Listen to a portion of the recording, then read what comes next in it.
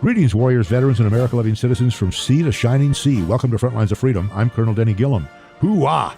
The Frontlines of Freedom team really appreciate you joining us this fine day in America. Here's what we have for you this hour. We're going to start by discussing World War II's Operation Torch and the film Casablanca. They're surprisingly similar. Then we're going to learn about how the United American Patriots helps abuse combat troops. And then it's Service Academy football time. Of course, we'll conclude with our weekly mailbag, military history, and our Armed America report. Troops, I welcome your comments and questions. Contact me through frontlinesoffreedom.com. Now it's time to discuss America's first offensive operation in the European theater of World War II, Operation Torch. Some of the major fighting there took place around Casablanca, the nation of Morocco's chief port. It was this operation that was somewhat mirrored by the fantastic movie Casablanca. That mirroring was quite coincidental, and one of the stars was Paul Henreid. And joining us now is Paul Henreid's daughter, Monika Henreid, who has just returned from the 75th anniversary of the making of that movie. Welcome to Frontlines of Freedom, Monika. Thank you, Denny. It's a pleasure to be with you. That was a fun week you had. It was about a week that you spent in Morocco, wasn't it? It was indeed. It was quite educational, historical, and enchanting. What a good combination. And since your dad was maybe not the star, but one of the two or three major stars in that movie, it had to be fun reliving his activity. Well, actually, of course, the film itself was shot entirely in Burbank, never left the United States to make the film. But being there in Casablanca to celebrate the 75th anniversary of Casablanca was an extraordinary honor that the State Department and the city extended the invitation to myself and Jessica Raines, the daughter of Claude Raines. To be there to celebrate this was really quite extraordinary. It was really a unique opportunity. Okay, Monika, the movie Casablanca, it was fiction, but really, really close to reality. So talk about the movie. The film itself is just a collection of magical miracles.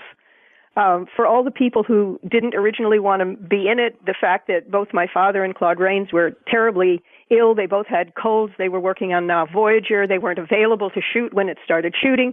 Bogart had a contract to immediately on a certain date walk off of Casablanca and shoot another film. I mean, it's just one thing after another. And of course, the fact that there wasn't actually a shooting script complete at the time they were shooting added to this sort of hodgepodge of miracles that ended up making a movie that's, practically perfect in every way. Well, it is certainly one of the best movies in history, isn't it? Absolutely. Well, for me, what makes it work and what makes it survive the test of time is integrity. Every one of those characters by the end of the film has basically made the right decision. Ilsa must leave with Victor. Victor must go on in his quest. Rick must, straighten up and fly right and participate again in what he believes in as an American. And well, Louis is just Louis. They're all going to do the right thing. And I think one of the reasons why that still works today is those are the kind of people we want in our lives. We want our friends to do the right things. I never thought about it that way. That's exactly right. And that is a great piece of that charm, isn't it? I think so. I mean, I can't begin to tell you how many times I've seen it and how many times I've introduced it literally all over the world. And the audience reaction is different in many ways, but also the core is the same. They want to see it again. They want to know these people. They want to watch them do the right thing. Wow. And now your dad had a leading role. I think he exposed a bunch of the Nazis there weren't a lot of them around, but he played some kind of a role in that. And there were a few Nazis in Casablanca about that time, coincidentally. There were, but that really wasn't his job in the film. His character, Victor Laszlo, was really a freedom fighter and totally anti-Nazi, and his quest was to move on to the next place. I mean, Casablanca in the film represents a port of exit to freedom. And so what his character wants to do as he is passing through is to widen that opportunity for other emigres who are escaping from Nazi-held countries. By the way, that somewhat parallels his real life experience. Absolutely. Take a minute and talk about that. It absolutely parallels his own life. He was considered an enemy of the Third Reich by Nazi Germany. He was an outspoken anti-Nazi. He was a young actor. His career was just beginning there in the theater and film in Austria. He was invited by a scout to come to UFA, which was the largest production house and distribution house in all of Europe at that time. And a career started there, basically could have been a lifelong, quest. I mean, it was a phenomenal opportunity. And after he signed the contract with UFA, they handed him another contract, and he said, "What's this?"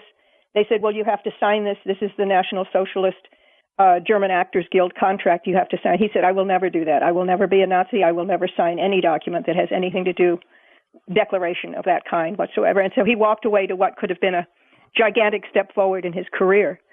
And they didn't like that. So they blacklisted him, and he couldn't work again in the film, in German language film, ever, until, of course, after many, many years after the war.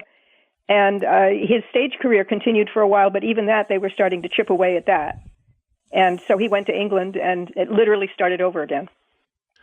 So maybe it was easier, or maybe it was harder for him to play that role, since he was living his own life. And it actually happened to him a number of times in other films as well. But I won't digress. When I look at the film, when I see that film, there are certain moments where I don't see Victor Laszlo. I really see the authenticity of my father standing there defying the Nazis. That's really him.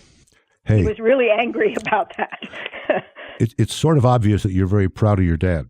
I am. I'm very, very proud of him. I'm actually making a documentary film about him, and I have said it many times that even if he were not my father, this is a human being who accomplished so much in his life, who was never afraid to stand up and speak his truth and say freedom is freedom. You can't put chains on it. You can't lock it up. If it's not me, there'll be hundreds behind me that will come and fight for freedom, which is paraphrasing something he says actually in Casablanca. Well, awesome. So folks, if you haven't seen Casablanca yet, shame on you. Go out and see it. And it's a great movie and a great parallel to a great fight that American troops took place in World War II. Monika, thank you for taking time to join us today. And thank you for your insights into this amazing movie and that amazing man who's your dad. My pleasure. Thank you so much. My pleasure to be with you.